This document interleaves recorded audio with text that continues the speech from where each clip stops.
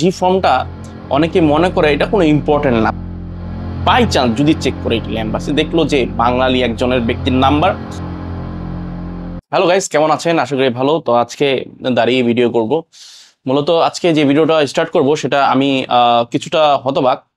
বিভিন্ন মানুষের ফেসবুকে কমেন্ট, বিভিন্ন গ্রুপ আছে ইটালি ভিসা সম্পর্কে। তো বিভিন্ন গ্রুপে একটা কথা দেখতেছি বারবার যে বিএফএস গ্লোবালে এত রিজেক্ট হওয়ার কারণ কি, যেটা 2023 সালে খুবই কম ছিল, 2024 সালে এসে কিন্তু সেই রেটটা অনেকটা বেশি হয়ে গেছে। রিজেক্টের সংখ্যা, আপনার লোলস্থার সব কাগজপত্র ঠিক থাকার পরও কেন ইটালি এম্বাসি আপনার ভিসা রিজেক্ট করে দিতেছে বা আবেদন রিজেক্ট করে দিতেছে?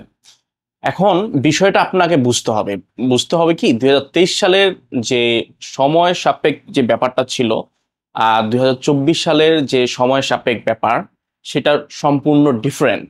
কেন এটা ডিফারেন্ট? দেখেন, 2023 সালে যখন নলস্থা ওঠা শুরু করে তখন মানুষ জমা দেওয়ার পরেই কিন্তু ভিসা পেয়ে যায়। প্রায় এক সপ্তাহের মতো টাইম নেয়, মিনিমাম এক সপ্তাহ, তারপরেই ভিসা পেয়ে যেত। তখন অ্যাপ্লাইয়ের সংখ্যা খুব কম ছিল। তারপর হচ্ছে কি বিভিন্ন ধরনের নিয়ম কানুন ইটালির এম্বাসি আপডেট করে। তো আমরা যখন স্কুল কলেজে পড়ছি তখন কিন্তু আমরা একটা সময় তো পরীক্ষার সময় কিছু কিছু টিচার ছিল যে খুব কম ঘাট দিত, আর কিছু কিছু টিচার ছিল খুব বেশি গার্ড দিত, যার সময় ঘাট তেরা বেড়া করা যেত না, ঠিক না? ঠিক ব্যাপারটা সেরকম 2023 সালে যে ইটালি এম্বাসি যে কতিপয় ব্যক্তি আছে বা যিনি চেক করে, তিনি হয়তোবা 2023 সালে খুবই শীতল ছিলেন। শীতল বলতে কি, তিনি বেশি চেক করতেন না, জাস্ট নুলস্তা রাইট হলেই সবকিছু ওনার ভিসা দিয়ে দিত। তো এখন আস্তে আস্তে যেহেতু অনেক জাল নুলস্তা বের হয়েছিল, যখন বের হয়েছিল তখন কিন্তু একটু স্ট্রিক হয়ে যায়, ঠিক আছে, ইটালি এম্বাসি। তো স্ট্রিক হওয়ার ফলে দেখা যায় যে কোনো একটা কাগজ যদি মিস থাকে তাহলে সাথে সাথে রিজেক্ট করে দিতেছে। আমি একটা ব্যাপার বুঝি না, সেটা হচ্ছে আমরা সবচেয়ে অবহেলা করি একটা কাগজে, সেটা হচ্ছে ডি ফর্ম। ঠিক আছে, ডি ফর্ম সম্পর্কে আমি অনেক আগেও ভিডিও করছি, তারপর বলেছে ডি ফর্মটা অনেকে মনে করে এটা কোনো ইম্পর্টেন্ট না। বিকজ ইম্পর্টেন্ট না কেন এটা মনে করে মানুষ, বেশিরভাগ মানুষ, বিকজ 2023 সালে ডি ফর্ম তেমন ভাবে দেখা হতো না। ঠিক আছে, ওই যে বললাম যে ঘাট কম ছিল তখন, টিচারের মতো অবস্থা।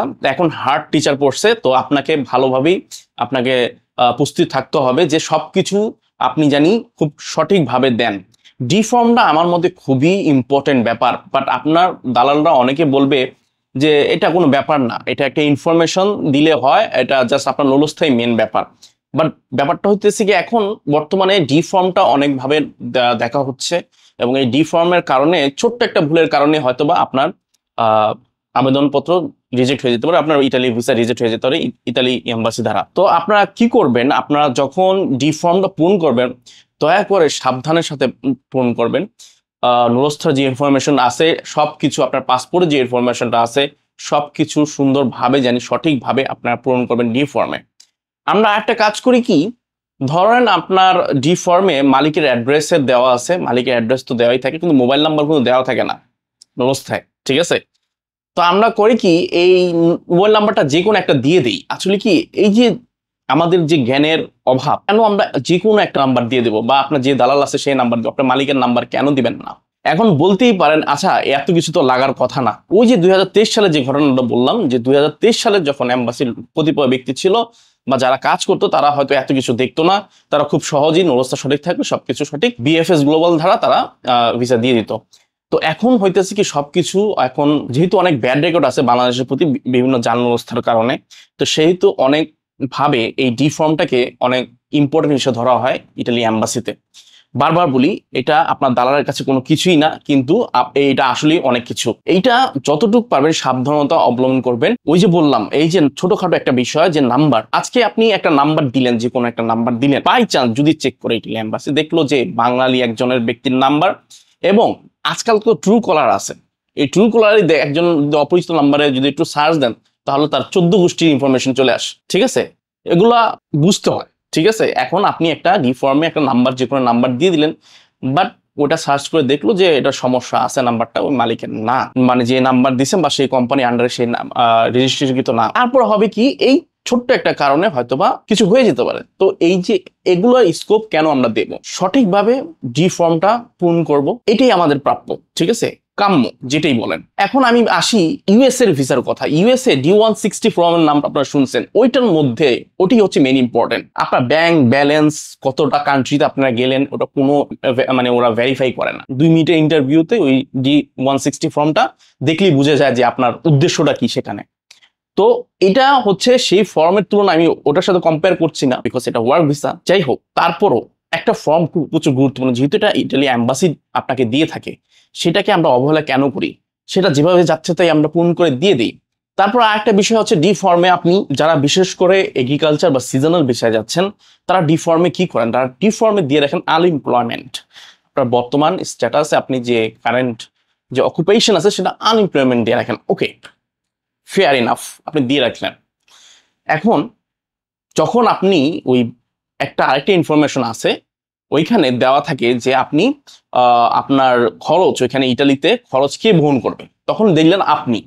ওকে, আপনি হচ্ছেন আনএমপ্লয়মেন্ট, তারপর আপনি খরচ দিয়ে রাখলেন আপনি, ওইখানেই একটা ব্যাড ইমপ্রেশন পড়ে। আপনি ওইখানে আনএমপ্লয়মেন্ট দিয়ে রাখছেন, আর এখানে আপনি দেখছেন নিজের খরচ নিজে বহন করবেন, বিকজ সিজনাল বিষয় সেটাই হয়। এখন সেটার মধ্যে আপনার একটু কন্ট্রাডিক্টরি কথা হয়ে গেল। আপনি ওইখানে আনএমপ্লয়মেন্ট, আপনি হচ্ছেন ফার্মার বিষয়ে যাচ্ছেন, আপনি সিজনাল বিষয়ে যাচ্ছেন, আপনি ওইখানে কেন আনএমপ্লয়মেন্ট দিবেন? আপনি কোনো কাজকর্ম করছেন না বর্তমানে, এইসব কেন দিবেন? ওইখানে অবশ্যই আপনি আপনার প্রেজেন্ট যে কাজটা করতেছেন, অবশ্যই ফার্মিং, যেহেতু আপনি সিজনাল বিষয়ে যাচ্ছেন, তো ওটা দিয়ে রাখবেন। ঠিক আছে, এগুলা ইনফরমেশন ছোটখাটো বিষয়ে অনেক সন্দেহ করতে পারে, এই সন্দেহ করার কারণেই মালিকের কাছে ফোন করে। আমরা ওই সুযোগটা দিব না। ঠিক আছে, এগুলা ইনফরমেশন অনেক খুঁজে পেয়েও পাবেন না। আমি যেসব ক্ষুদ্র জিনিসগুলো আপনাদের বলি, এসব ইনফরমেশন অনেকে বলবে না। অনেকে বলবেন ভাই এত কিছু তো লাগে না। ওই যে আবার বলতেছি, একজন হয়তো 2023 সালে চলে গেছে এভাবে পূর্ণ করে, ভাই সেই গ্রুপটা তো এখন নাই, সেই ব্যক্তিরও এখন সচেতন হয়ে গেছে, এখন সবকিছু চেক ফেক করতেছে। এখন আপনি সময়ের সাথে যদি আপডেট না হন, তাহলে সময়ের পিছনে তো আপনি পড়বেন। ঠিক আছে, এখনো বলতে পারি যে একটা অরিজিনাল অবস্থার আন্ডারে বা সবকিছু কাগজপত্র যদি ঠিক থাকে, ইটালি এম্বাসি কিন্তু সেটা রিজেক্ট করবে না কখনোই, যদি সেটা রিকভারি না করে থাকে বা মালিক চাচ্ছে না আপনাকে নিতে, সেটা ভিন্ন কথা।